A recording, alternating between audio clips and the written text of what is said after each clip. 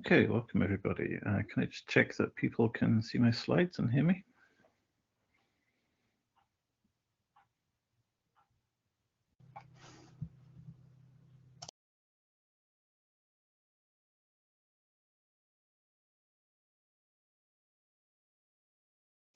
Okay, great. We'll get started in a couple of minutes.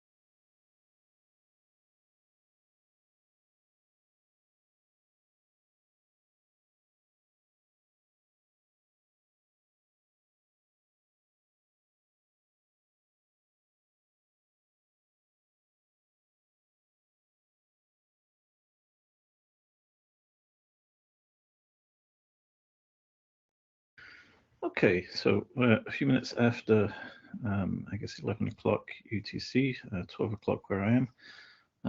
The rate at which people are joining seems to be slowing, so I guess we'll get started.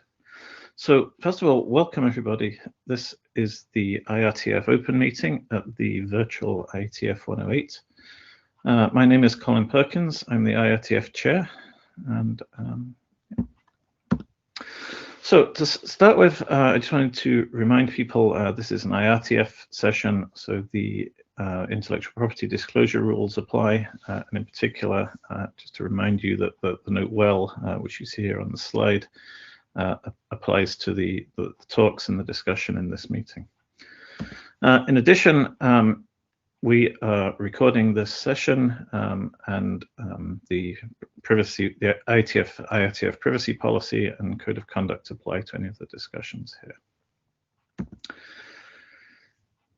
The IRTF is the research arm of the IETF. We focus on longer-term research issues, while the IETF side does engineering. In particular, the IRTF is not a standards development organization, and the discussions in the IRTF are not focused on developing standards. If you're not familiar with the work of the IRTF, RFC 7418 is a nice primer for IETF participants that describes how the IRTF works. Also, we have a bunch of material online talking about the IRTF. We have the website, we have a Twitter account, which is reasonably active, a Facebook account, which is much less so. And also there's an announce and a discuss mailing list, which are both relatively low traffic, which you can join, in addition to all the research group mailing lists as well. The IETF is organized in a set of research groups. We have 14 research groups which are active. Those highlighted in blue on the slide are meeting this week. The Privacy Enhancements Group, the Quantum Internet Group, and the Network Coding Group met yesterday. And they had some really nice discussions, so I'd encourage you to review the meeting notes. The Human Rights Group and the Global Access to the Internet Group are meeting later today, so I'd encourage you to join those sessions. And the Computation in the Network and Network Management Groups are meeting later in the week.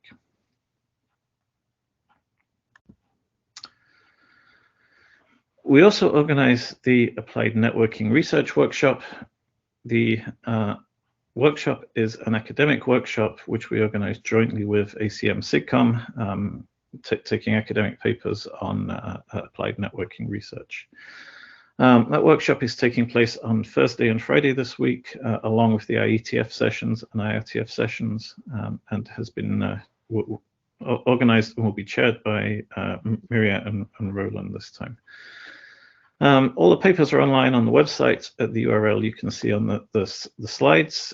We're very pleased. We've got a really nice program of talks coming up later in the week, and those who are registered for the IETF can attend those talks, and you'll see them in the agenda in the data tracker.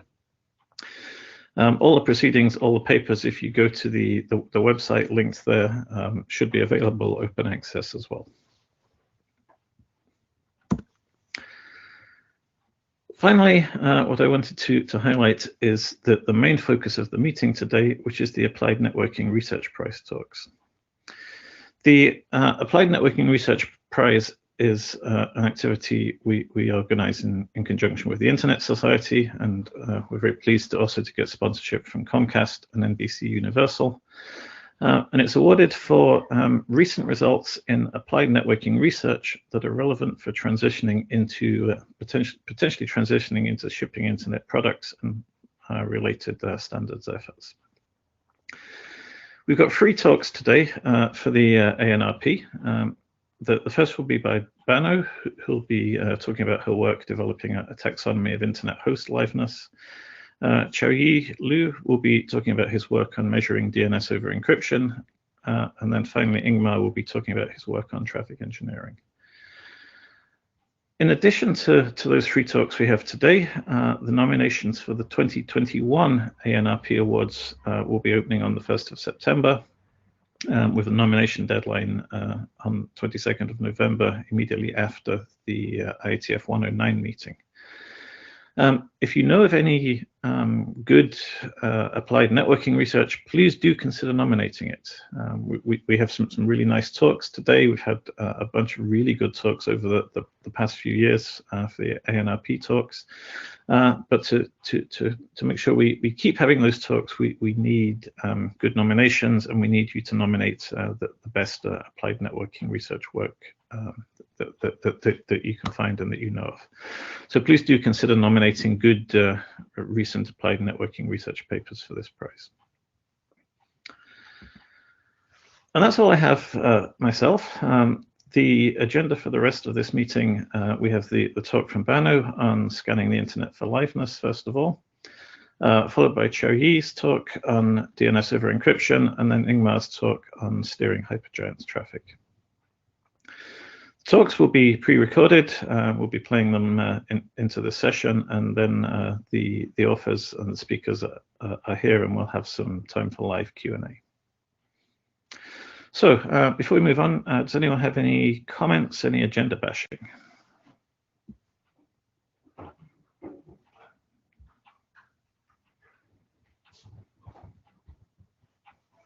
No? Okay. In that case, Mitako, if we could play the first video, the talk by Bano.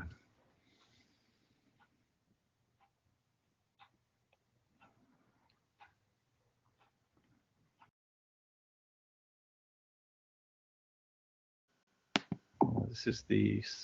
Hello, everyone. I am Bano, and I'm excited to present our work scanning the internet for liveness, which was carried out in collaboration with Philip, Mupin, Srikant, Zakir, Stephen, Richard, and Vern.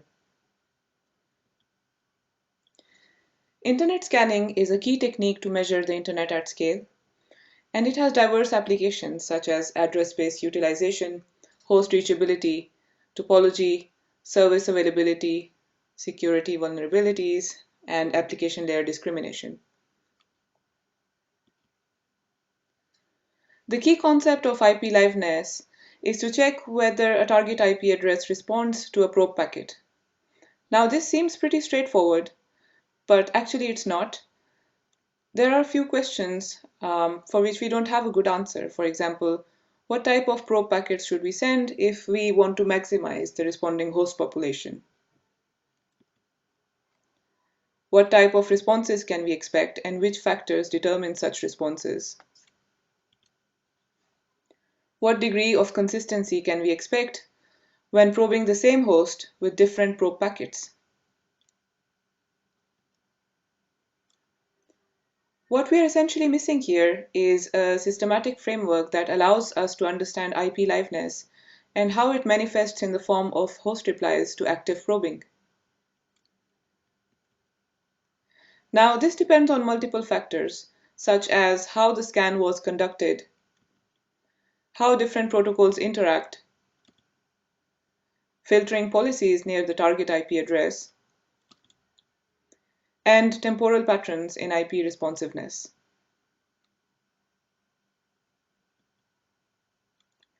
Our work makes three key contributions to fill this gap.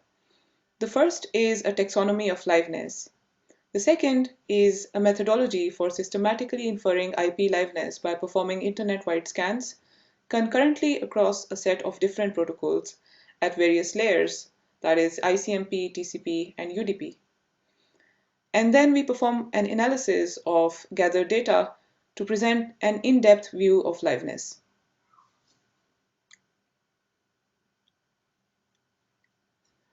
So in the rest of this presentation, we will dive deeper into each of these contributions.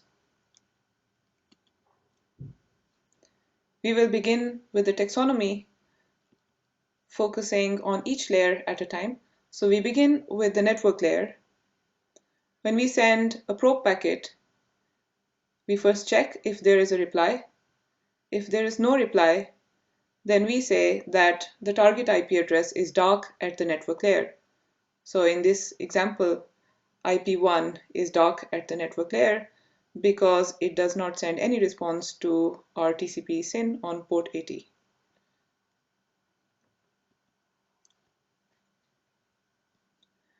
If there is a reply, then we check what is the IP address from which the reply came. If the reply came from a different IP address than the one that we probed, then we flag the responding IP address as network layer alive, and we label the target IP address as dark at the network layer. So in this example, we send TCP SYN on port 80 to IP1, but we receive an ICMP error from some other IP address, IP2, which we label as network layer alive, but the original target IP address that was probed, because it did not respond, we label it as network layer dark.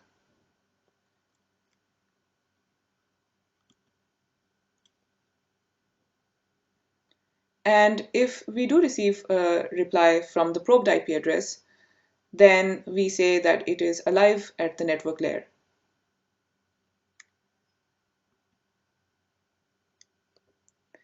So moving on to the transport layer, which is only relevant to TCP because, as we know, UDP is one-shot communication protocol where the application layer payload is part of the original probe, and there's no transport layer as such. So for TCP, we check if there is a TCP reply. If the reply is a TCP reset, we say that the target IP address is active at the transport layer.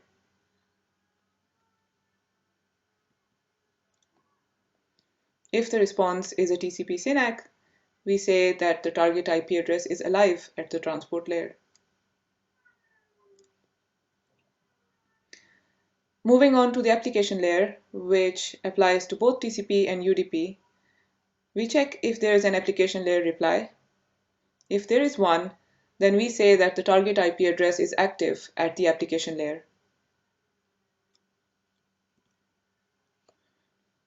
Next, we check if the reply is well-formed in the sense that it complies with the expected syntax of the protocol that was scanned. And if it does, then we say that the target IP address is alive at the application layer. So this was the taxonomy.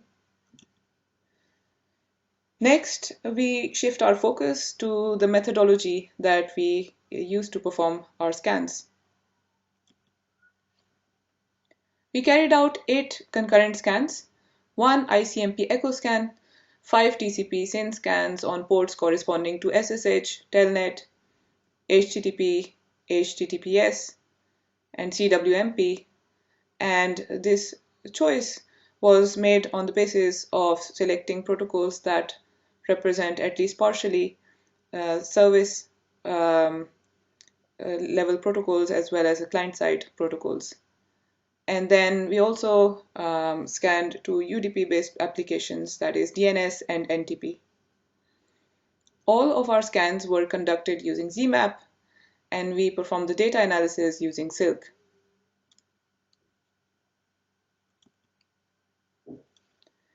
We employed a few considerations to ensure the soundness of our measurements. The first one of which relates to temporal churn due to IP addresses legitimately coming online and offline, or because of dynamic IP assignment practices. So to mitigate the effects of temporal churn, we carried out scans for all the 8 protocols that were mentioned on the previous slide simultaneously. Next, to ensure that we capture a comprehensive view of liveness, we recorded negative responses in addition to positive responses. And finally, because we carried out 8 concurrent scans on shared hardware, the probability of packet loss is high, especially close to the host, and also due to transient network issues. So to account for that, we sent redundant probes. However, because network losses usually take place in bursts, we used an approach which we call delayed retransmissions, which means that instead of sending the original probe and the retransmission to a target IP address back to back, we instead scanned an entire block. So in this example, we have IP block 1, and once we finished with that block, say in 30 minutes, Then we sent retransmissions to the same block before moving on to the next block, which is IP block 2 in this example. And then we sent retransmissions to IP block 2 and so forth. So we did a block by block scanning, sending original probes to a block followed by retransmissions and so forth. So in summary, we carried out 8 concurrent scans, which finished in about 24 hours, generating about 2.3 terabytes of data. And overall, our scans recorded 487 million network alive IP addresses out of the 3.6 billion IP addresses that were probed, which we call IP all. In the remaining slides, I will present main results from our study in the context of IP all.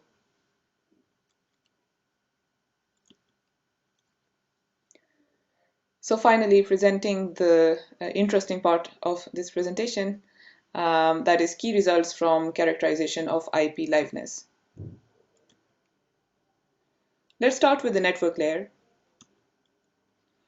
So the first question we ask is that what is the coverage of different probe types? So here's the breakdown of IP all covered by different probe types, that is ICMP, TCP scans, UDP scans, and then union corresponds to the union of these 3 probe types. We find that ICMP echo probes are most effective in discovering network active IP addresses, capturing 79% of IP all, followed by TCP probes. But interestingly, 16% of IP all can only exclusively be discovered through TCP, and 2% can only be discovered through UDP probes, which implies that studies that infer liveness only by means of ICMP probes will miss out on about 16% of IP all, which can only be viewed through TCP and UDP.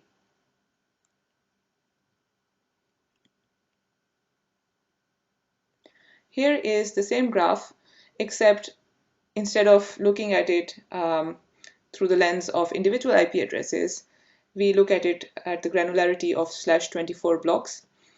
And as we can see, the variation in liveness viewed through different probe types is much less pronounced. But overall, TCP scans show the highest coverage, discovering about 5 million active /24 blocks, about 3% more than ICMP echo.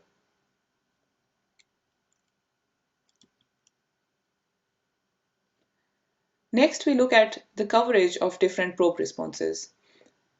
So here we break down our previous graph by response type. So here's ICMP scan, and here is the coverage that we get when we capture different response types. That is echo, reply, ICMP error, both. And here TCP reply, ICMP error, and both. And for UDP, UDP reply, ICMP error, and both. We find that 2.3% of IP all are discoverable only through ICMP error responses, which means that studies that infer IP liveness through only successful responses will miss 2.3% of IP all if they do not capture error responses or negative responses.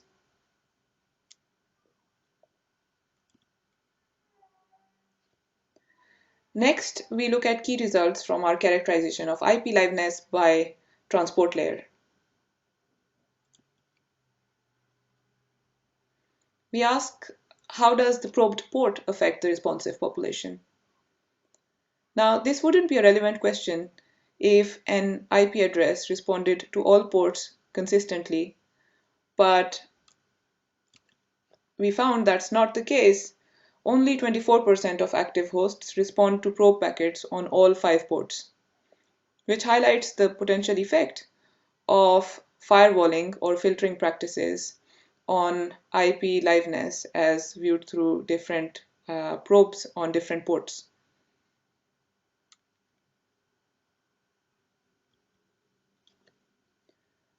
Next, we look at what is the coverage by probe response type. And we find that 11.5% of all TCP activity can exclusively be found through CWMP. In comparison, SSH, HTTP, and HTTPS provide unique coverage of 3 to 6% of active IPs.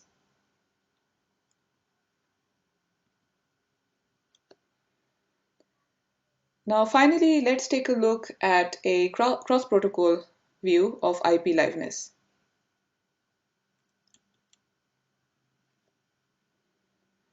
So this map shows that given that IP is alive or active for a protocol along the x-axis, what is the likelihood that it would also be alive or active for a protocol along the y-axis? So for example, if we focus on this box, what this means is that if or given that an IP is active for SSH, the probability that it is also active for HTTP is 0.68. So some of the highlights from this map are that a significant fraction of transport active hosts, that is 26% on average for TCP services, and 12% for UDP cannot be discovered through ICMP.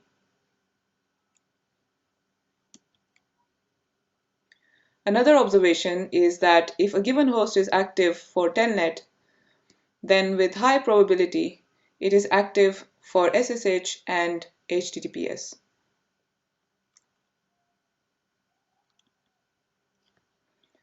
And for CWMP, only 56% of active hosts respond to HTTP probes, indicating an underlying filtering pattern of the CWMP active population.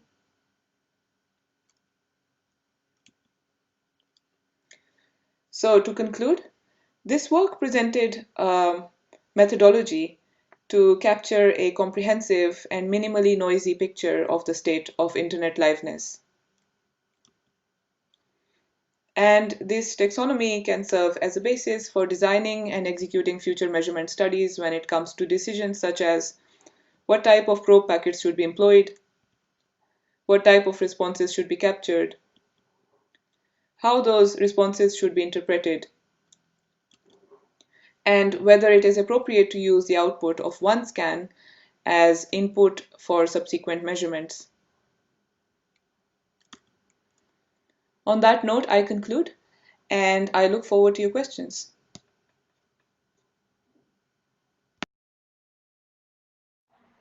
Okay, thank you for that. I know looking at the chat, a couple of people were having trouble with the video, but hopefully most people could see that. The slides are on the website on the data tracker, and the video will certainly be on YouTube afterwards. So if anyone wasn't able to see the video and wants to, then it should be available on YouTube after that. So a reminder, that was the talk by Bano on scanning the internet for liveness. Bano is a research scientist at Facebook and a visiting researcher at Cambridge, and she works on networks and distributed systems, particularly in the area of security and performance. And if there are any questions about the talk, if there are, please raise your hand in the chat and I will grant you the floor. And Bano, if you're there, if you can also raise your hand, then I'll grant you the mic so you can answer the questions.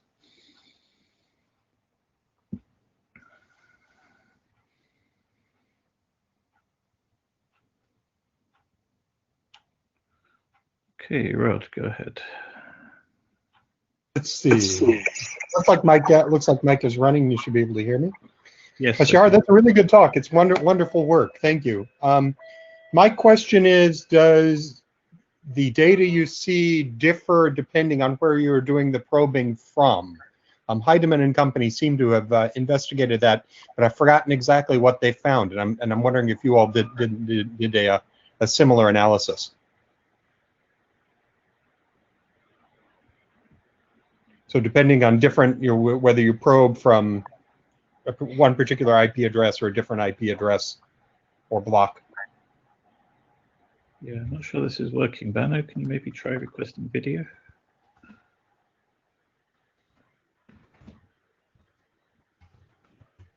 No, I'm not sure it's letting you reply. Miteko, can you enable Bano?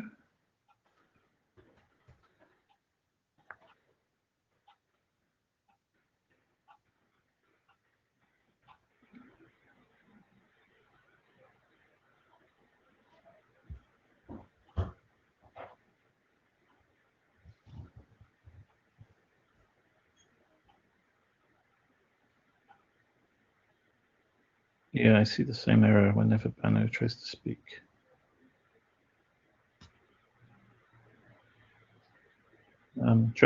Try reloading the page, and then it should ask you for permission to access the device.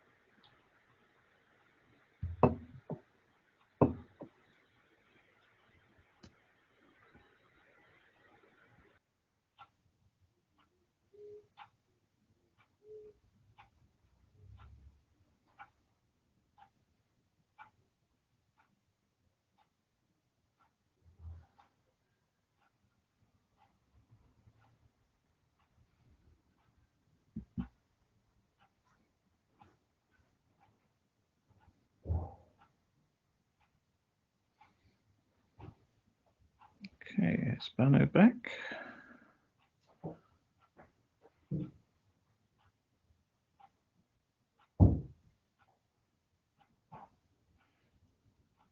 No, I see the same problem. Maybe you can answer in the chat. Rod, could you maybe repeat your question?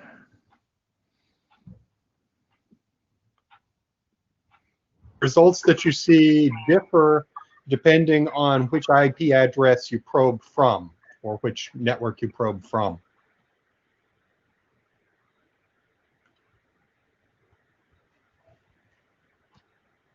It's also already in the Etherpad note.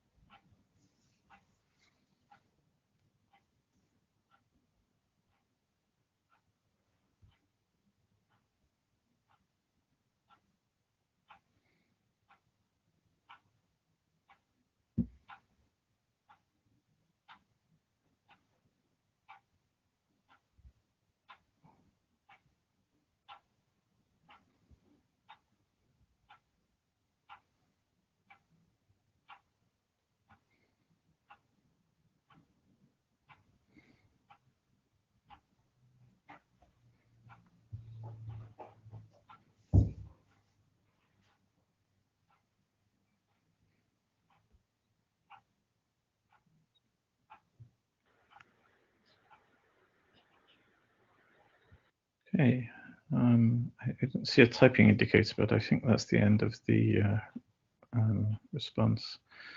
Are there any other questions? We can maybe try and take one more and answer on the chat.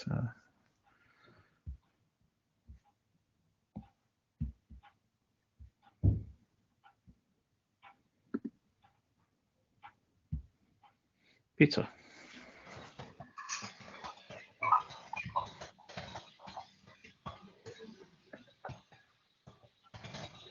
Hey, Peter, did you have a question? Yes, can you hear me? Yes, we can hear you. Okay, so my question is very simple. So it looks like you have done those scans for IP version 4. Have you done any similar scans for IP version 6?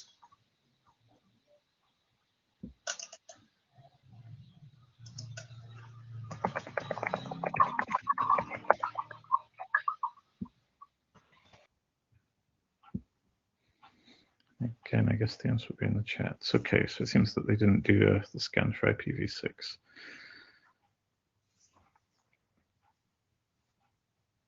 Yes, I think that's an interesting question there in the chat. Is it possible to do this sort of scan for IPv6?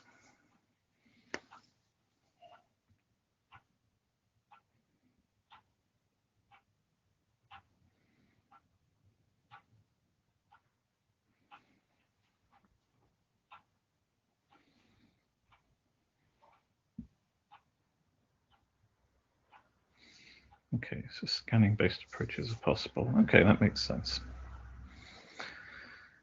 All right, we can maybe do one more question, and then I guess we should move on. Are there any further questions on this?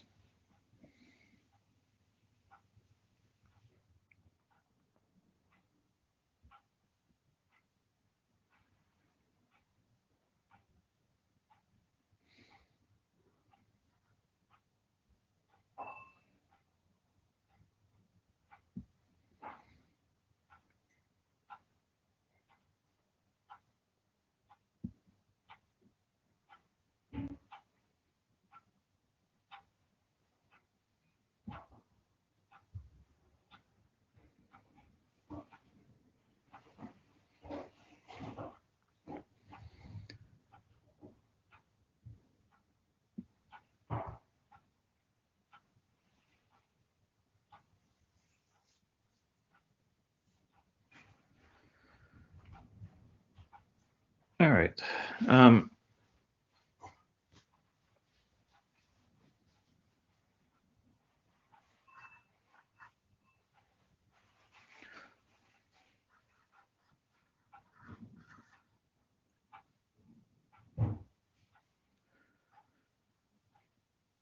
Okay, so thank you for that. Apologies for the difficulties with getting the system working. I don't know why this is not working so well this time, but thank you very much for the questions and for the answers. And that was a very nice talk. And as I say, the talks will be on YouTube for anyone who was having trouble with the video. The next talk is Chaoyi Lu, who is a PhD student at Tsinghua University. His research interests are around internet measurements and network security, and he'll be talking about DNS-over-Encryption. Chaoyi, are you in the session? Do you want to maybe test if your audio is working?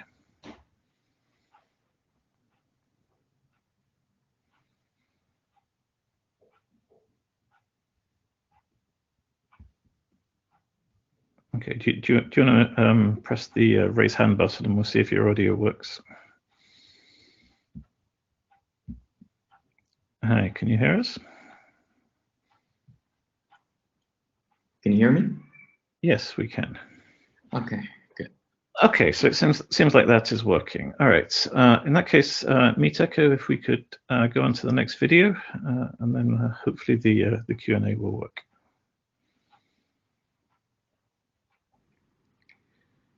Hello everyone, I'm Chaoyi Lu from Tsinghua University, and thanks for joining us. In this talk, we will discuss encrypted DNS protocols, or what we call here DNS-over-Encryption. We present a large-scale measurement study on the operational status of the protocols from angles of servers, DNS clients, and passive traffic, and give an early view into this ecosystem. The major results in the paper were obtained in 2019, and in this talk, we will also present some more recent updates. So today, almost all internet activities start with DNS.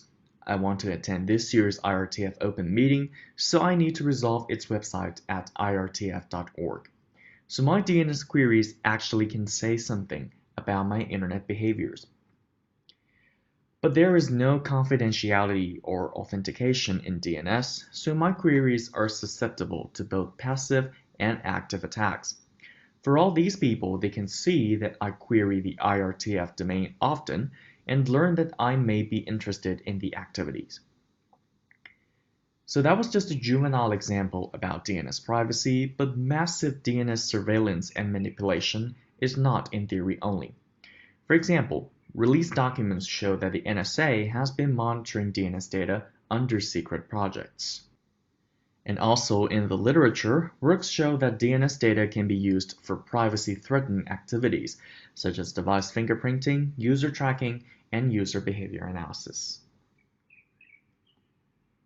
So to mitigate DNS privacy issues, one of the mainstream solutions is to encrypt DNS communications, or what we call here, design DNS-over-Encryption protocols. Starting from 2009, we see some early protocols from the industry like DNS Curve and DNS Crypt. From around 2014, DNS privacy problems have drawn attention from the IETF, leading to some informational RFCs. And since then, 3 working groups have been established to work on solutions. And as a result, we have seen 3 standardized DNS-over-Encryption protocols. And of course, there are still more protocols and tests coming to solve the problem, but we do not discuss them today. In this study, we focus on 2 standardized and extensively supported protocols, DNS-over-TLS, or DOT, and DNS-over-HTTPS, or DoE. The idea of DOT is very straightforward. Before DNS queries, I negotiate a TLS session with my resolver and use it to encrypt wire format DNS packets. DOT runs over a dedicated port 853, and to use it, some client software needs to be updated, like the stub resolver of my operating system. DoE, on the other hand, embeds DNS packets into HTTPS messages. It shares port 443 and is especially convenient for user space applications, such as web browsers. And currently, both protocols work between stub and recursive resolvers. And here are 2 examples on how to use these protocols. DOT queries can be issued with tools like kdig, which is the stub resolver of not DNS. DoE queries can be issued, for example, from a browser using a URI template like this. The query names or DNS packets can be embedded into the URL or HTTP message body. Actually, the standard DoE uses wire format DNS packets in the HTTP message body. The format displayed here is the JSON format adopted by some public resolvers, and I use it here because it's readable. The history of DNS-over-Encryption protocols is not long, but they have been rapidly developing recently. From the industry, several large public DNS resolvers, DNS software, operating systems, and web browsers have implemented DOT or DoE. And some more recent updates that will further push them forward. Web browsers and operating systems have been rolling out DNS-over-Encryption, and these are just some examples from large vendors. And this year, Firefox has even enabled DoE by default for users in the United States. So after the efforts from the community and the industry, we aim to understand the current DNS-over-Encryption ecosystem from Internet users' perspective. We seek answers to these questions. How many DNS-over-Encryption servers are there in the wild, and how are they currently operated? How are the performances of DNS-over-Encryption services, and are there any issues preventing global users from accessing them? And what does the real-world usage of the protocols look like? So first up, how many servers are offering DNS-over-Encryption services? Discovering open DOT servers is simple. It runs over a dedicated port, so an internet-wide scan will suffice. DoE servers, however, are different. They use URI templates and a shared port 443, so we cannot simply use port scans to discover them. But the RFC documents and large providers have used some common URI templates, such as /DNS-query, which inspires us to look for them in large-scale URL datasets. And in more detail, to find open DOT resolvers, we first launch internet-wide scans of port 853 using ZMAP. For hosts with this port open, we send them DOT queries using the GetDNS API, and only those correctly answering our queries are counted as DOT resolvers. And finally, we fetch and verify their certificate chains on port 853 with OpenSSL. And in this study, we only consider resolvers in the IPv4 address space. So during February and May 2019, we repeated our scan every 10 days and find around 2,000 .resolver addresses. We further identified them by the subject of their certificates and find several big players actually dominate in the count of servers. For example, clean browsing DNS alone accounts for over 1,000 resolvers in almost each of our scan. And here are some more recent updates. In our latest scan on July 1st, 2020, we find that there has been a significant increase in the number of open .resolvers. Compared to a year ago, which is July 1st, 2019, the number of open .resolvers has risen to over 7.8 thousand, almost quadrupled. And our results also show that there have been more providers establishing their .resolvers. And meanwhile, from their certificates, we spot several big providers which maintain many of them. And this time, Cloudflare tops the list with nearly 2,000 resolver addresses, followed by Fortinet firewall devices, Clean Browsing, and NextDNS.io. DNS-over-TLS uses certificates for authentication. The usage profile suggests that under strict privacy, clients should validate the full path of resolver certificates, so we check all resolvers in our list with OpenSSL. During our regular scans from February to July 2019, we find that around 25% of all providers have at least one resolver which use invalid certificates on port 853. A year later, we find that invalid certificates still poses as a problem. In our latest scan this July, the ratio of open resolvers with invalid certificates rises to 28%, but they belong to a smaller portion of providers. We take a look into the error codes that OpenSSL shows and find that the invalid certificates belong to three categories. Around 70% are self-signed certificates, and most of them are installed on firewalls and TLS inspection devices. Another 15% of the invalid certificates are expired, and 1/3 of them have expired before 2020, that is, more than half a year, which could have already been out of maintenance. The rest has problems in their certificate chains which cannot be correctly validated. Because the authentication of relies on the certificates, we suggest that the providers keep their servers under regular maintenance. To discover open DNS-over-HTTPS resolvers, we search for the common URI templates in a large-scale URL dataset provided by our industrial partner. The dataset consists of URLs collected from their web crawlers, sandboxes, and some external data feeds. We find that the number of DoE resolvers is modest compared to that of In May 2019, only 17 DoE providers are discovered by our method, and most of them have already been included in previous lists like this one, maintained by the curl project, and we also find 2 resolvers beyond the list. And more recently, in this July, the number of open DoE resolvers also rises. We discover over 50 valid URIs which are operated by 37 providers. And our list also contains several resolvers out of known lists, and here we give some examples. And in particular, we find that the lists also include some resolvers which are established by large ISPs. Our second question. We know that clear text DNS are manipulated under various policies.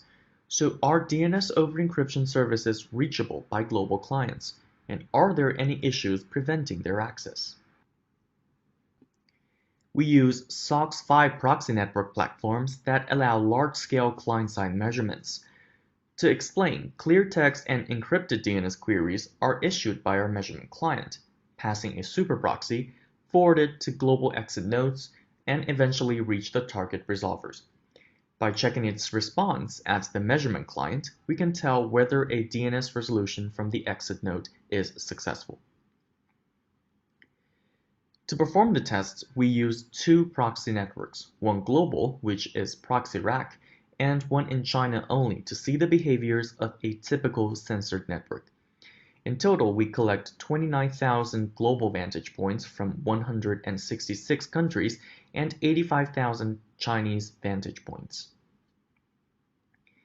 And for each exit node, we first issue clear text DNS, DOT, and DoE queries of our controlled domain to three popular DNS services, Cloudflare, Google, and Quad9, to see whether they are successful.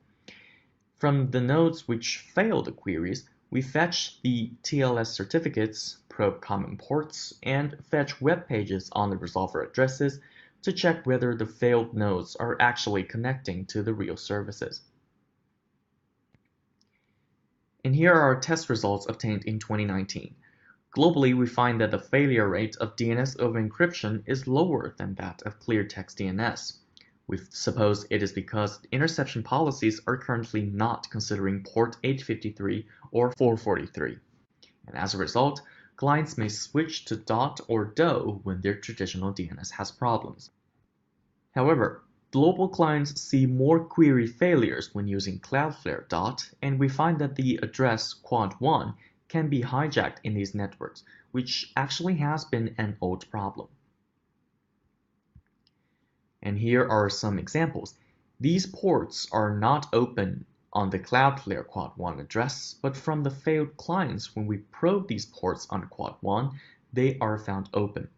So these clients are not able to use Cloudflare DOT because this address is already taken by something else, like network devices. And back to the results, we also notice a high failure rate for Quad9 DoE. We find that Quad9 forwards DoE queries to itself on port 53 and sets a small timeout for this, which causes unnecessary server failures. We have reported this issue and they are considering losing the timeout. Another finding is that nearly all clients in China fail to use Google DoE, and yes, it's because of censorship. At the time of experiment, Google DoE was not running on its Anycast address. But since August 2019, Google DoE has migrated to Anycast, and hopefully this issue should be resolved. Our next question. Encryption can bring some performance downgrade. So is the query latency tolerable for DNS-over-Encryption services? We aim to measure the relative query time of clear text DNS and DNS-over-Encryption, and more importantly, we measure their query time when connection is reused, as required by their standards. Connection reuse is also supported as the default option of many stub and recursive resolvers.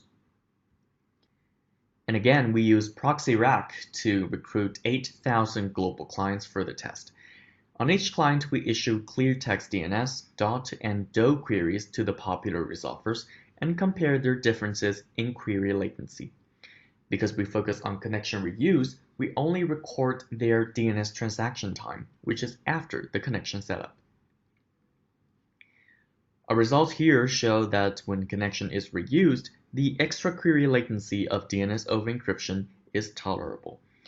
Take the Cloudflare resolver as an example. When using its DNS-over-Encryption services, our global vantage points see extra query latency on the order of several milliseconds compared to using its clear text DNS.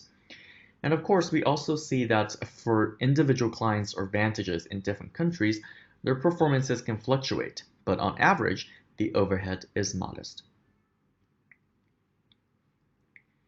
And finally, after all these efforts, how are the DNS-over-Encryption protocols now used, and what does their traffic scale look like? We try to answer this question from passive traffic datasets. Observing DOT traffic is easy because it uses a dedicated port. We can find port 853 traffic to DOT resolver addresses from ISP NetFlow datasets. For DoE, it is again different. But recall that DoE resolvers use URI templates, often with a resolver domain name in it, like dns.google or cloudflaredns.com. And these domain names need to be resolved before using DoE, and that inspires us to observe the query volume of these domain names in passive DNS datasets to reflect their usage. To begin with, we acquire 18-month sampled NetFlow dataset from a large Chinese ISP, which is locked by its backbone routers. If a TCP flow is sent over port 853 to a dot resolver address, we record it as dot traffic. We find that the traffic scale of dot is small before 2019, around 2 to 3 orders of magnitude less than traditional DNS over port 53. That being said, we also notice a growth of dot traffic over the months. From clients of this ISP, traffic to Cloudflare dot rises by over 50% from July 2018 to December 2018. If we zoom into the client subnets of dot traffic, we find some giant net blocks that account for more than half of the traffic. We suppose that they could be associated with proxy services or not. But on the other hand, in the beginning of 2019, we also find a lot of temporary dot users, which were only active for less than 1 week. For DoE, we inspect large passive DNS datasets for the query volume of the resolver domain names. Not surprisingly, DoE queries mostly flow to large providers and can rise due to events like experiments from the industry. And also, until very recently, there has been a growing trend on their query volume, which suggests growing usage. Actually, public DNS service providers have a better angle to look into DNS-over-Encryption traffic, and from their data, we see a more promising growth of usage. For example, Cloudflare reported in 2019 that up to 8% of its queries have been encrypted, and Qihoo 360 reports that its DoE service has gained over 1 million active users so far. And some takeaways and recommendation. For protocol designers, we think one of the reasons that DOT and DoE got strong support is that they are built on well-developed protocols. For service providers, we recommend they correct misconfigurations and keep their servers under regular maintenance. For internet users, we believe education is necessary to let them know the benefits of DNS over encryption. We also publish our scanning results and source code on our project website for public use. And finally, a quick summary on our key observations. First, we discover thousands of active DNS over encryption resolvers in the wild, and a lot of small providers which are less known to public. But their implementations are not always secure. A quarter of them use invalid TLS certificates. For global clients, DNS over encryption services are less interrupted by in-path policies, and their performance is tolerable with reused connections.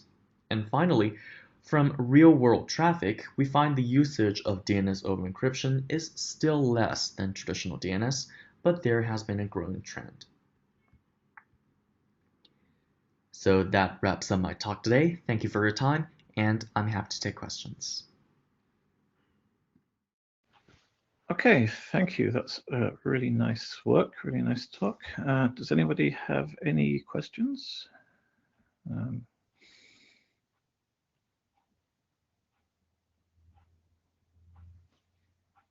Wes, go ahead. And join the, if you raise your hand, I'll enable your microphone so you can answer. I should be enabled. Oh, okay. Sorry, the speaker. It's 5 a.m. here. I don't think super clearly at the moment. Great talk. Thanks very much for it. I appreciate looking at the real numbers, and it's good to see numbers growing as well for encryption.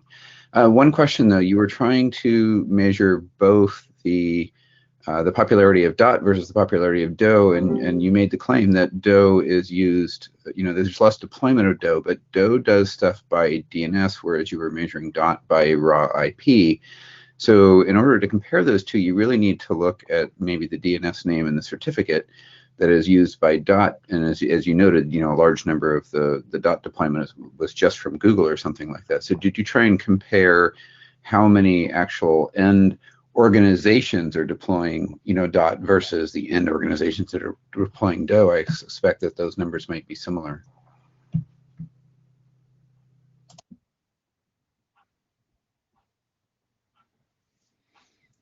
Okay, go ahead, Chaoyi. Okay, thanks for the comment.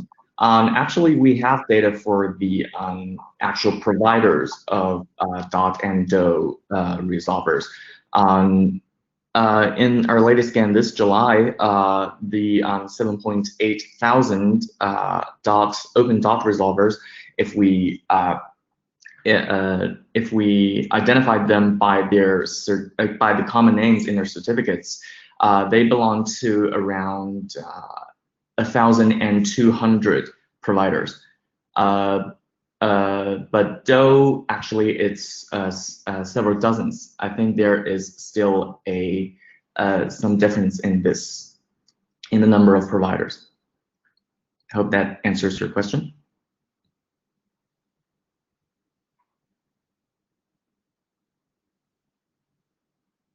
Okay, any other questions? Alison. Oops. No.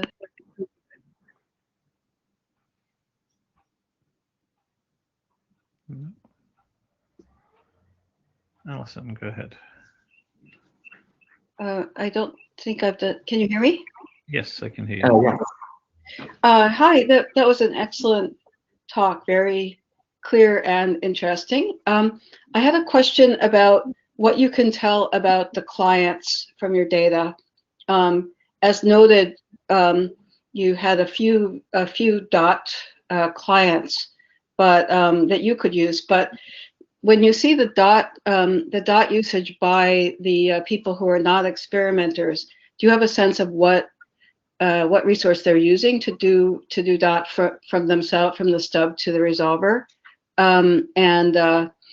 You know, conversely, did you look at DoE and make sure and sense that most of that usage was from particular browsers? Thanks. Okay, so I think that you're asking about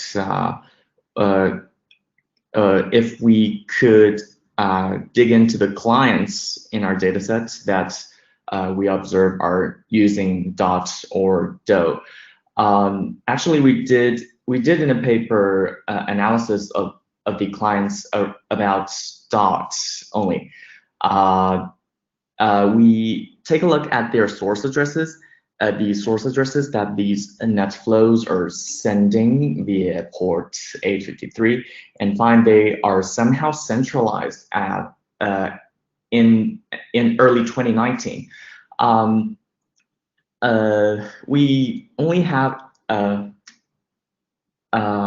We only can assume that they could have been proxies or NAT, which has a lot of clients behind.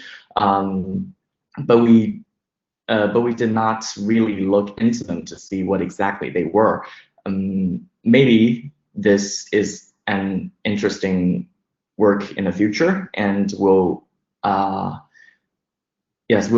see if there are any updates if we have more data. But actually, I want to note that a more accurate way to look into this is to cooperate with recursive resolver with recursive resolver services like Cloudflare or Google, because they can see who are using them directly and how are the where are the traffic from. Thank you.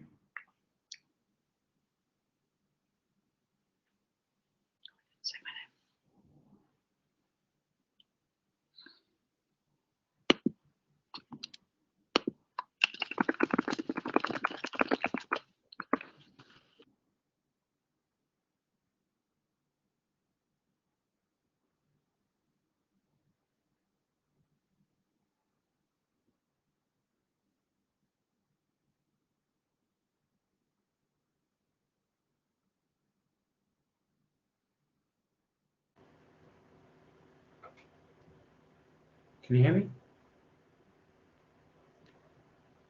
Yes.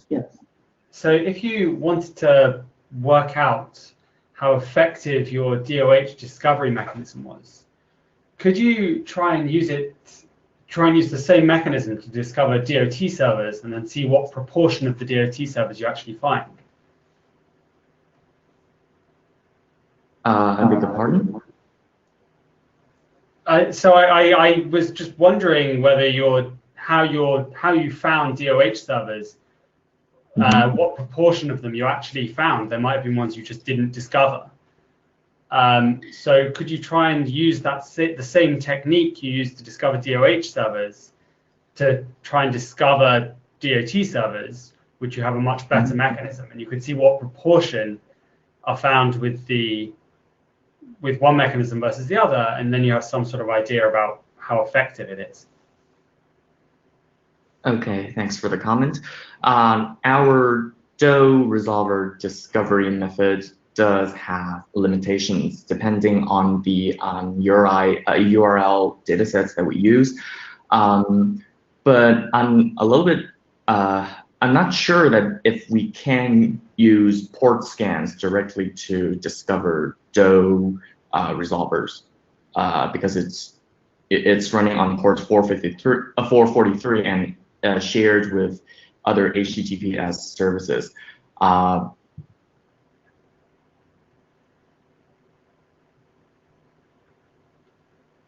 But could you use, say, SNI-based discovery of DOT servers?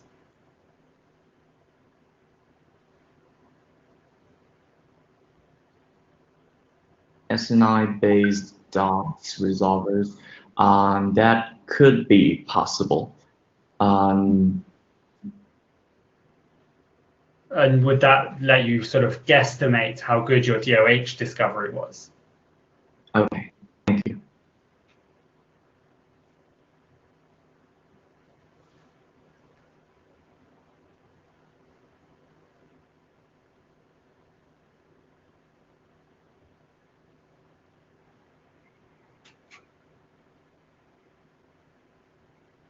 Hi, good morning.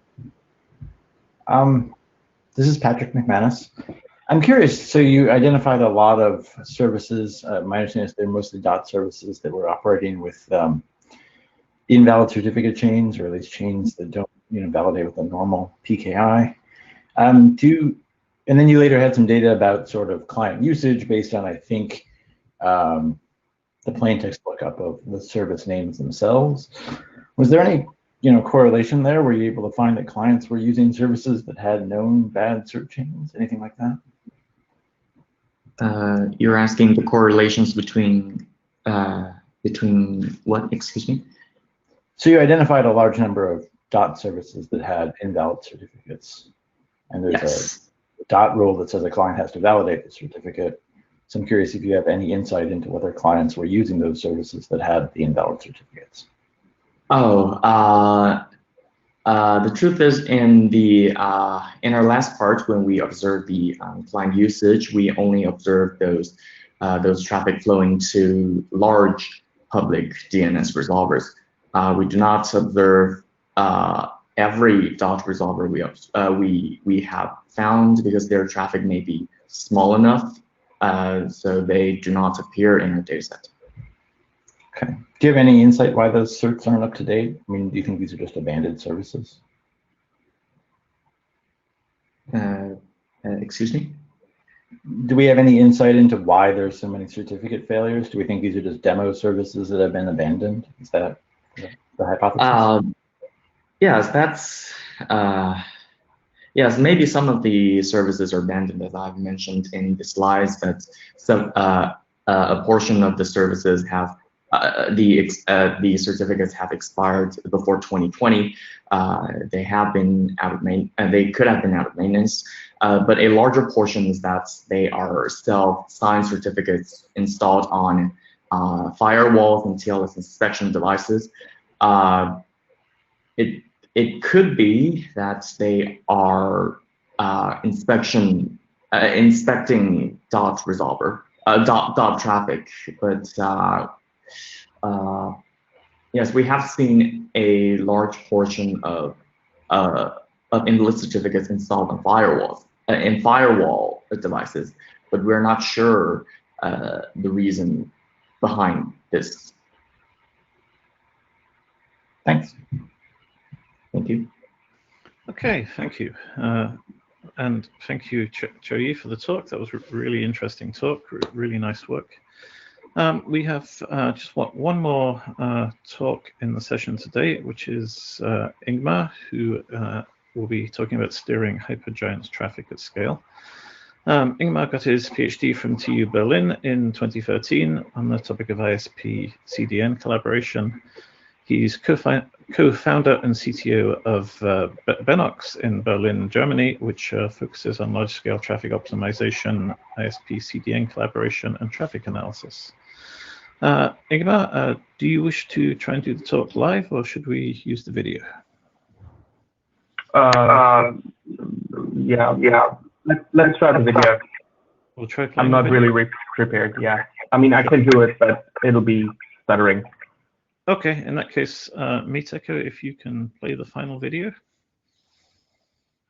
Thanks, everyone.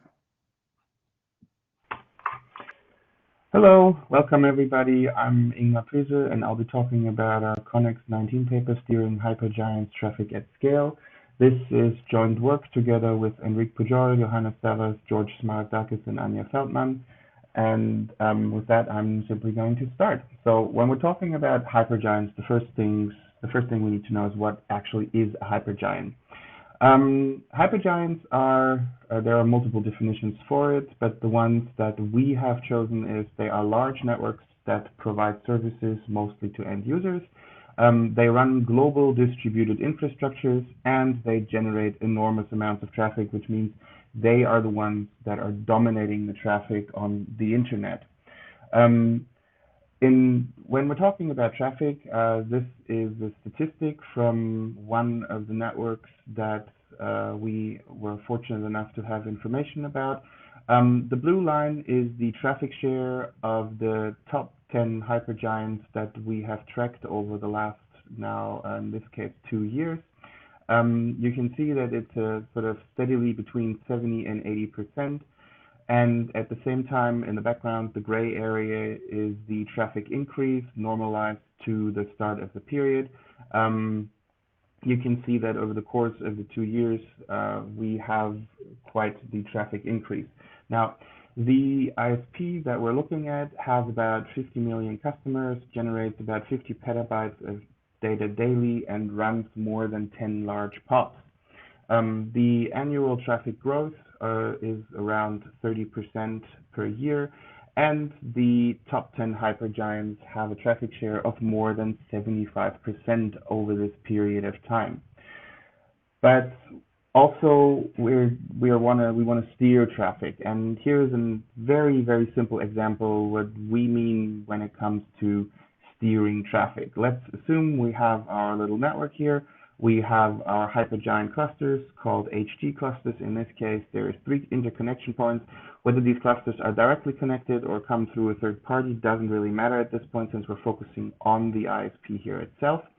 And we're assuming that traffic is being delivered by the middle cluster at the moment, which means we have 2 bytes per byte generated from the cluster, or we're running over 2 links, which means we need twice the capacity to be installed as what the cluster is pushing out. Now, if we switch over to the cluster on the left, that would be a bad mapping, since we have even more capacity that we're burning in order to get to the sort of smiling users over there. And a good mapping would be if we go to the cluster on the right, which would only be 1 internal hop, and in this extreme scenario would be a 50% reduction on the traffic in the backbone. Keep in mind, this is just an example, but that's basically what it's all about, trying to minimize the distance or the hops inside the network while also keeping everybody else happy. Now, some of you may say this sounds familiar and you've seen this before. And yes, actually, we have already done this research about 10 years ago. Back then, we introduced the system PADIS. And today, we're actually talking about the same thing. As you can see, there's also a fair amount of the same people in this. So the question is, what's new? What has changed between 10 years ago and now? Why are we revisiting this topic?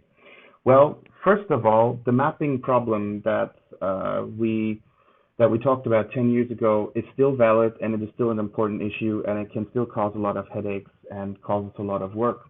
Second thing is we initially proposed the PADIS infrastructure, and we here show the differences from having a research project, in this case PADIS, go into a fully fledged production environment called the flow director, and what needed to be changed to the initial system, what we didn't think about, what needed to be added in order for this to actually work.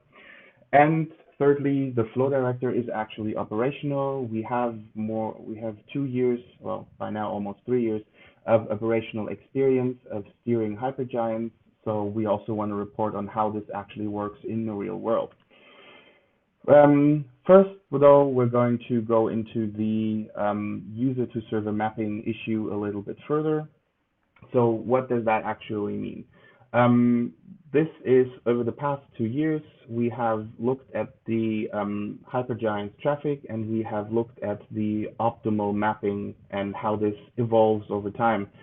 This basically takes the traffic that the hypergiants produce and checks whether it matches the current network configuration to see if the mapping was done optimally from in terms of the mapping function that was chosen. In this case, the mapping function that we chose is a combination of hops and distance. Hops in order to reduce the load on the ISP, distance in order to reduce the latency, as shorter links tend to have lower TTLs.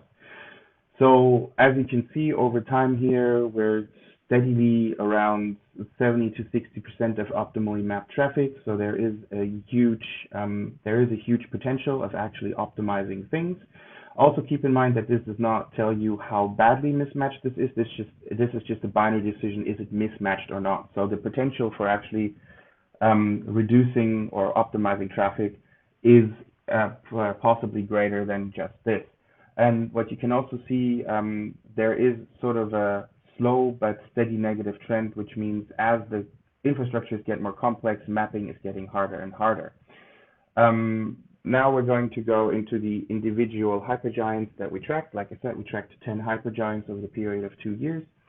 And we're just going to focus on hypergiant 6 here, which used to run one single interconnect with the ISP in question that we got the information from. They then decided to open a second point, and that reduced the mapping compliance to 50%, which means this was basically a round robin, and 50% got it right, 50% got it wrong. So when you actually do the peering at a new location, it needs to be communicated how the mapping actually works. And if you do not have a mapping system in place as a hypergiant, you might want to think about getting one, otherwise this can happen. Secondly, there are those hypergiants that have no direct incentive to actually do the mapping right. They just go round robin all the time, and or basically they just don't care or don't have any incentive to do this. And thirdly, there are those that do try in here, but they still sort of none of them ever gets really over the 80%. So why is it so hard to actually get the mapping right if you have more than one ingress point or more than one interconnection point with an ISP?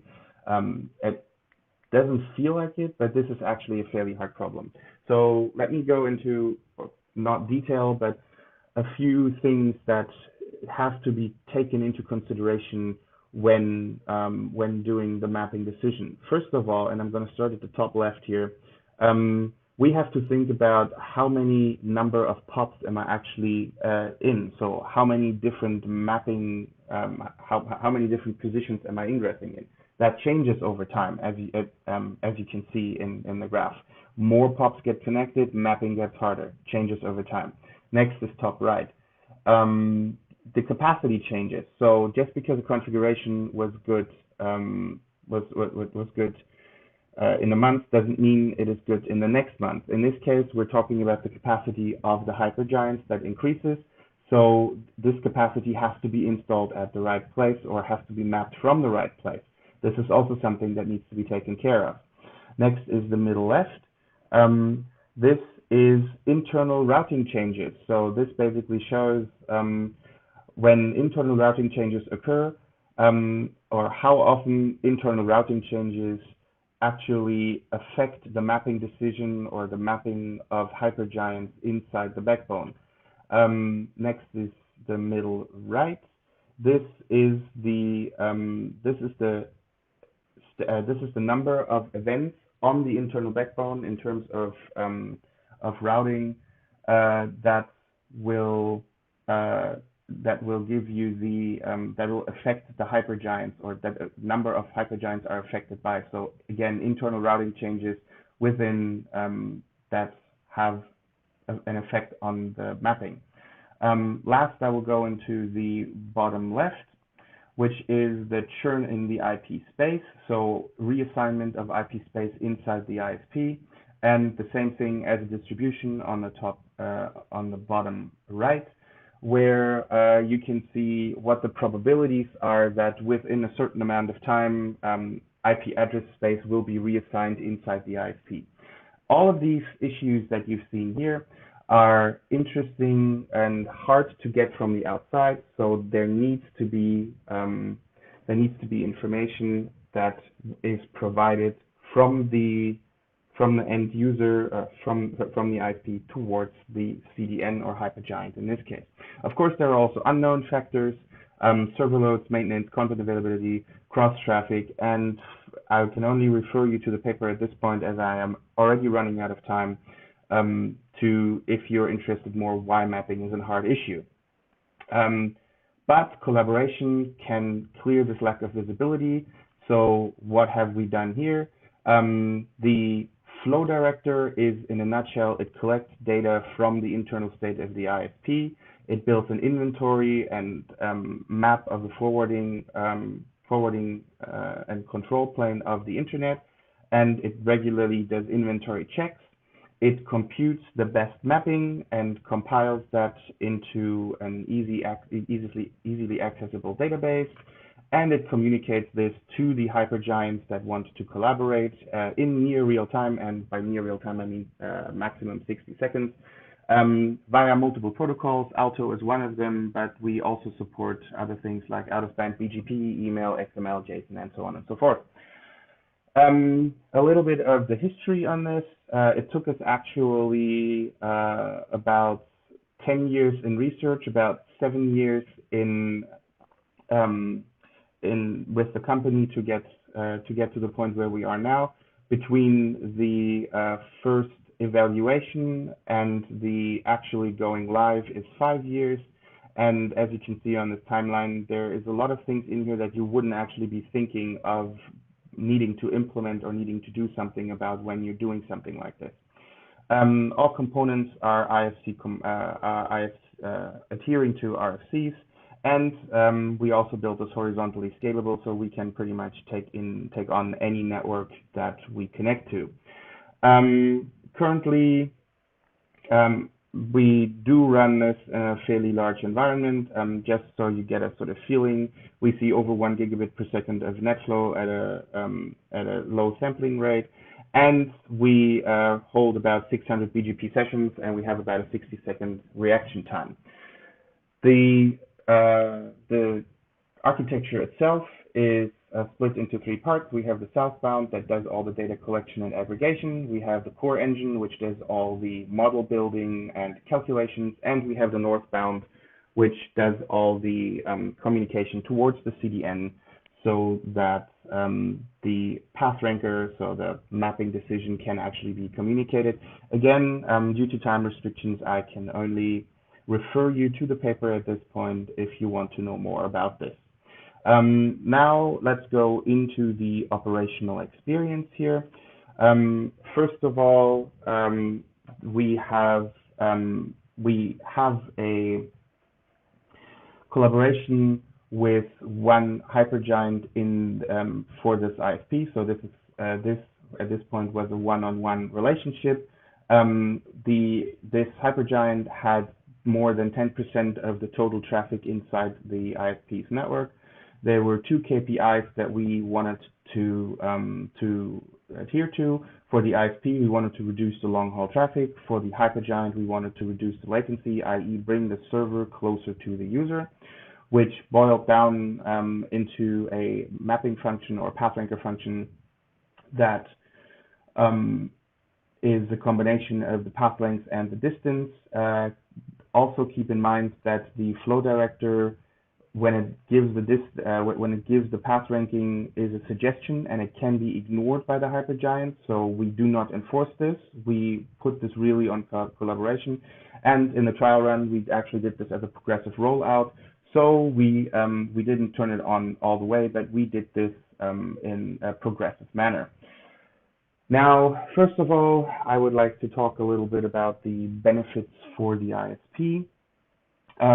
What you see here is over the time from mid-2017 to mid-2019, the traffic of the hypergiant on the backbone, and what you can also see is the traffic on the long-haul links. There is a steady downward trend. We've put this into 5 phases, denoted by the colors that you can see here. The most interesting bit is the hold phase in the middle. That was a sort of misconfiguration in the system where the mapping was actually reset to random, and you can nicely see that when this happens, that the traffic, especially on the long-haul links, increases quite drastically. But then with re-enabling the system, it all went down, and in the end, we have quite a significant reduction, especially on the long-haul links, which are the expensive ones for this ISP. At the same time, we can also look at the overall traffic produced by this hypergiant inside the ISP's network. And also what you can see here is that we reduce the overall traffic while not, so this is important, we do not move away any traffic from the end user. So the traffic still increases throughout the time, but the traffic on the long-haul links gets reduced. So which means we localize the traffic more, we take traffic load off of the long-haul links and use the infrastructure of the hypergiant more efficiently, mapping the users closer to the points where the servers actually are. That's the benefits for the ISP. Next is the benefits for the hypergiants, and as I said before, we use the distance as a proxy for latency. And in terms of distance, we reduced the gap, so the distance between the server and the client or the end user by about 40%, which means we heavily localize traffic. Again, you can see here that in the hold phase, this goes up really, really high as the mapping got broken. Lastly, we did a what-if analysis on what could be achieved. So what you basically see here is the potential for the 10 hypergiants that we identified in the ISP's network, and if all of them would actually go onto perfect mapping, so follow the flow director 100%, there is a huge potential for reducing backbone traffic and optimizing the network. Now, there is one point in here, we do not assume new server locations. New server locations can have an even greater effect, and so there will still always be some long-haul traffic left. The only thing we assumed is that the infrastructure as it existed in this point of time, with the routing or the network configuration as it existed, we calculated the potential what would happen if we remapped according to the flow director. Across the board, if you take all of this together, we see a potential of about 20% overall long-haul traffic reduction for the ISP. And with that, I am at the end of this talk. So I just want to reiterate these points here. There is an opportunity to operate networks more efficiently through collaboration. We've just shown you how this collaboration works. This is a system that is actually deployed, and it is fully automated, and we have been running it for multiple years now. Nevertheless, there's always a lot of engineering and a lot of diplomacy involved. So there's a lot of layer 1 through 9 in there, although layer 1 and 2 are usually not that important. And mostly it works not only for the ISP, not only for the hypergiant, but it works for both at the same time. We're also interested in going into further directions here. First of all, we want to see what happens if we use different optimization functions, especially for different types of content with different optimization functions from the same hypergiant, but also optimizing multiple hypergiants at the in the same network. And secondly, we would like to do a federated flow director, which means we do a multi-ISP hypergiant collaboration. And with that, I am at the end of this talk. Thank you for your attention, and I think I will take questions now, but I'm not quite sure. Thank you. Okay, thank you. So yes, we will be taking questions now. Very nice talk. Does anyone have any questions for Ingmar?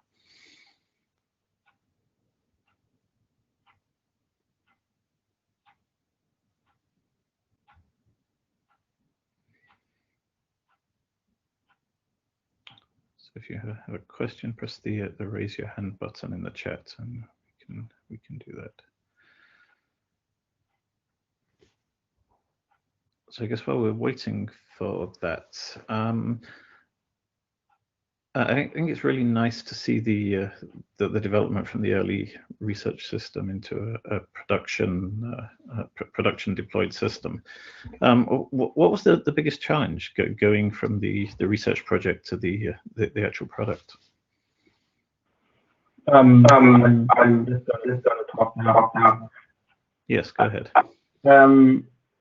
So the biggest challenge actually is twofold. One is handling the massive amounts of data that suddenly start streaming into the system. The other one is the politics that come with it, especially trying to move people away from using mapping via BGP, which I have a lot of opinion on, but getting people away from that and going into something that's actually multidimensional makes the whole problem a lot easier. I understand why BGP is being used for the mapping, but I still believe that it is not the right decision. Other protocols, for example, like Alto, are a lot better at this, and they are a lot leaner and a lot cleaner. But yeah, those two things are basically the, I think they're the biggest challenge in there. Okay, great, thank you. Danny, do you have a question? Hello, can you hear me? Yes. First, thanks, Ingmar, for your presentation. Great presentation. Regarding the last slide that you mentioned, the federated flow director, your direction about that regarding the aggregation process, that is a key part on that, is related to have multiple instance of the flow director, and the user or the client will be the aggregation, or you will have only one logical flow director that compute all the aggregator, all the information to present an aggregation information, or others option that you envisioned on that?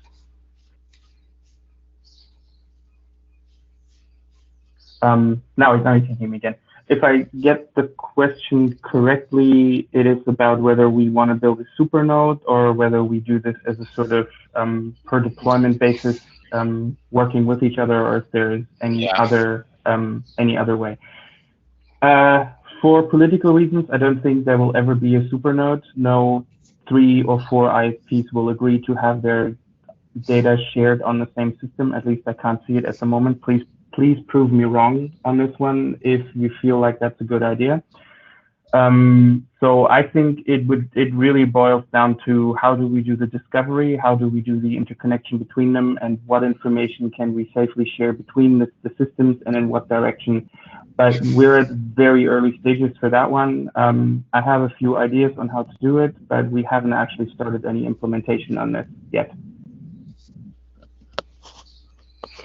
Thanks. Okay, thank you. Does anyone else have any questions? Jonathan, you should be enabled. How about that? Can you hear me? Yes.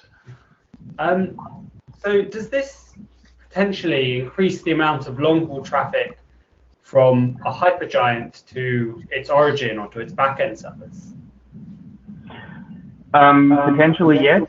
Most of the hypergiants, however, run their own backbone, and they know what to cache where, so they're a lot better at the whole caching thing than an ISP ever can be, which means that if the caching is any good, so a cache hit rate of over 1, then it is definitely more effective to map the users close than to try and basically not get the mapping right. So yes, you are partially, I think, correct that it can increase the long haul traffic, but taking the caching into account, I think the overall sum is still a reduction. Interesting, thank you. Okay. Is it Divyank? Hi. Thank you for sharing your work. Can you comment on how such a system would affect traffic not affiliated with these hypergiants? Yes, of course. Thank you. So traffic that is not affiliated with the hypergiants, first of all, is in our case, it's about 80% of the traffic. It's actually most of the traffic is either BGP bound or TTL bound. If the TTL starts to drop drastically, they will remap. So I think we haven't had that scenario yet, but I think it would push away the traffic that is mapped solely by the hypergiant. However, as soon as you have more hypergiants on the system that all collaborate through the same central instance inside the ISP, we do actually have algorithms in place that will optimize them also against each other. And by that time, by that time, when there are multiple, there is really so little traffic left that it doesn't really matter. Also, keep in mind that when we're talking about the hypergiants here, we're usually talking about direct peering. So these do not come through through normal or public peerings. They usually have direct interconnects, which means that a hypergiant can, especially on those links that are usually overloaded, which are the peering links, they don't usually push others away. They just take burden off of them and push them onto the private peerings, as this is more effective and cheaper usually for the hypergiant. Okay, I think there was a question in the chat from Jonathan as well. He says if the system was used in 2 places without coordination, it might cause route flapping. We sorry, let me quickly answer to Jonathan then. We don't change any routing. We don't change any control infrastructure. We don't change any routing. When I say we have active BGP connections, we use that for data ingress. We do not push anything out. The only thing that we're actually pushing out is mapping suggestions towards the CDN, and the CDN does the selection on which service to use based on the information that they're getting. However, I do see the point that there might be some unintended side effects when using this in multiple places. However, I think there are much bigger fish to fry here, especially when it comes to cross-AS border path finding and the exchange of information rather than route flapping. Okay, thank you. Just running short of time, so just one last question. Rod Van Meter. Yes, I just wanted to confirm. You said 80, as in 80 or 08% of the traffic is not bound to a hypergiant? in response to Divyank's question a minute ago? I'm sorry. 80% of the traffic, 80 is hypergiant. 20% of the traffic is not hypergiant. So the top 10 have about 80% of the traffic. Okay. Thank you. Thank you, Ingmar. Thank you also again to Chaoyi and to Bano for the talks they gave earlier. Apologies for the trouble with the video and the audio that some people had. The talks will all appear on the IETF YouTube channel in the next few hours, hopefully, certainly by tomorrow. So if you're unable to watch the videos live, they should be on YouTube and you can watch them there. At this point, I would usually say the free speakers would be around later in the week, and you should please chat to them in the hallways. Maybe they will be in the gather room. If not, I'm sure they will all be happy to answer questions or to chat further about the work by email. And hopefully we will come back to in-person meetings before too long, and we can bring them to a future meeting so you can meet them and they can meet you. Again, thank you everybody for the session. Apologies for the troubles. I hope you found it interesting. And as I say, all the talks will be on YouTube and the papers are linked from the agenda. So thank you everybody. And that's it for this time. And we'll see you on the internet. Thanks everyone.